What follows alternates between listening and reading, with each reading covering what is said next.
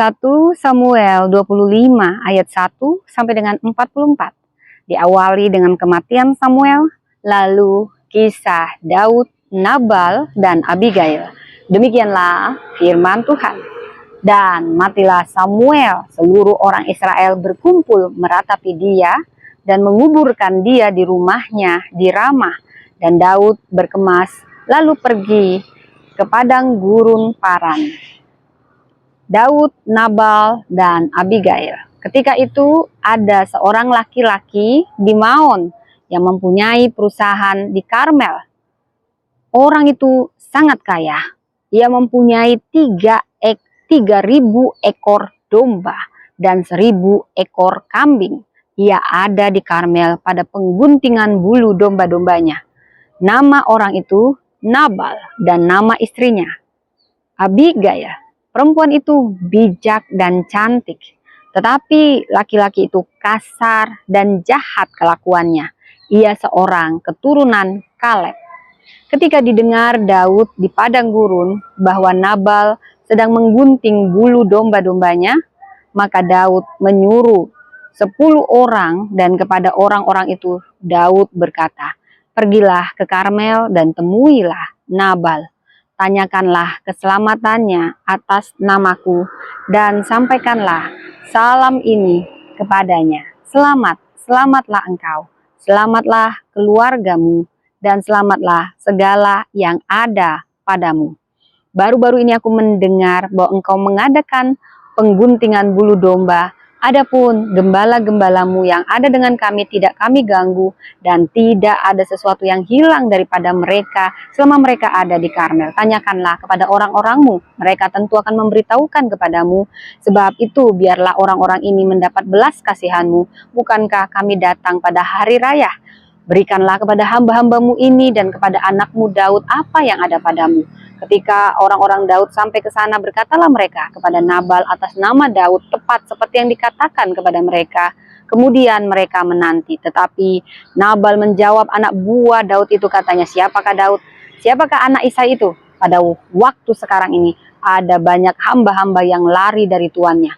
Masakan aku mengambil rotiku, air minumku, dan hewan bantaian yang kubantai bagi orang-orang pengguntingku untuk memberikannya kepada orang-orang yang aku tidak tahu dari mana mereka datang."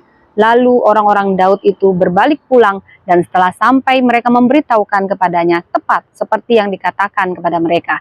Kemudian berkatalah Daud kepada orang-orangnya, "Kamu masing-masing sandanglah pedang." Lalu mereka masing-masing menyandang pedangnya. Daud sendiri pun menyandang pedangnya. Sesudah itu kira-kira 400 orang maju mengikuti Daud, sedang 200 orang tinggal menjaga barang-barang.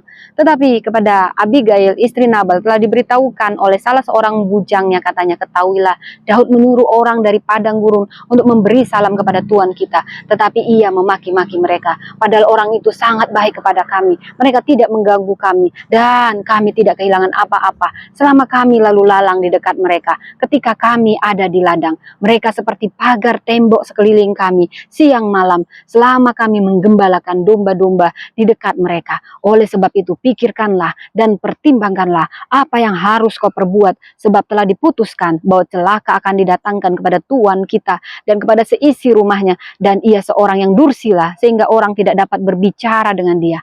Lalu segeralah Abigail mengambil 200 roti, 2 buyung anggur, 5 domba yang telah diolah, 5 sukat berti gandum, 100 buah kue kismis, dan 200 kue ara. Dimuatnyalah semuanya ke atas keledai. Lalu berkata kepada bujang-bujangnya, "Berjalanlah mendahului aku segera menyusul kamu." Tetapi Nabal suaminya tidak diberitahunya.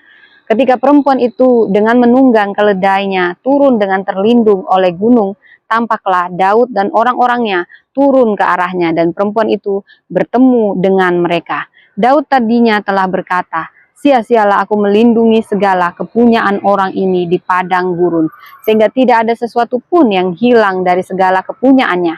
Ia membalas kebaikanku dengan kejahatan.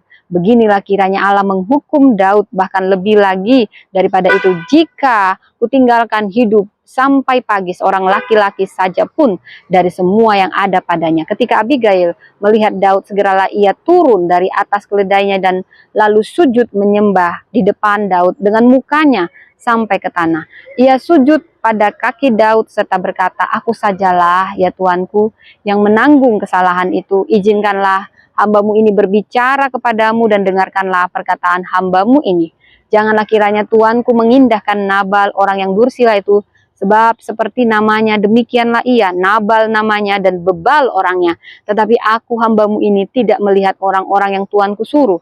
Oleh sebab itu Tuanku, demi Tuhan yang hidup dan demi hidupmu yang dicegah Tuhan daripada melakukan hutang darah dan daripada bertindak sendiri dalam mencari keadilan, biarlah menjadi sama seperti Nabal musuhmu dan orang yang bermaksud jahat terhadap Tuanku. Oleh sebab itu pemberian yang dibawa kepada Tuanku oleh budakmu ini biarlah diberikan kepada orang-orang yang mengikuti Tuanku. Ampunilah kiranya kecerobohan hambamu, sebab pastilah Tuhan akan membangun bagi Tuanku keturunan yang teguh, karena Tuanku ini melakukan perang Tuhan, dan tidak ada yang jahat terdapat padamu selama hidupmu. Jika sekiranya ada seorang bangkit mengejar engkau dan ingin mencabut nyawamu, maka nyawa Tuanku akan terbungkus dalam bungkusan tempat orang-orang hidup pada Tuhan Allahmu. Tetapi nyawa para musuhmu akan diumbankannya dari dalam salang umban. Apabila Tuhan melakukan kepada Tuanku sesuai dengan segala kebaikan yang difirmankannya kepadamu dan menunjuk engkau menjadi raja atas Israel, maka tak usahlah Tuanku bersusah hati dan menyesal karena menumpahkan darah tanpa alasan, dan karena Tuanku bertindak sendiri dalam mencari keadilan. Dan apabila Tuhan berbuat baik kepada Tuanku, ingatlah kepada hambamu ini. Lalu berkatalah Daud kepada Abigail, "Terpujilah Tuhan Allah Israel yang mengutus engkau menemui aku pada hari ini. Terpujilah kebijakanmu dan terpujilah engkau sendiri, bahwa engkau pada hari ini menahan aku daripada melakukan hutang darah dan daripada bertindak sendiri dalam mencari keadilan. Tetapi demi Tuhan Allah Israel yang hidup, yang mencegah aku dari berbuat jahat kepadamu, jika engkau tadinya tidak segera datang menemui aku, pasti tidak akan ada seorang laki-laki pun tinggal hidup pada Nabal sampai fajar menyingsing."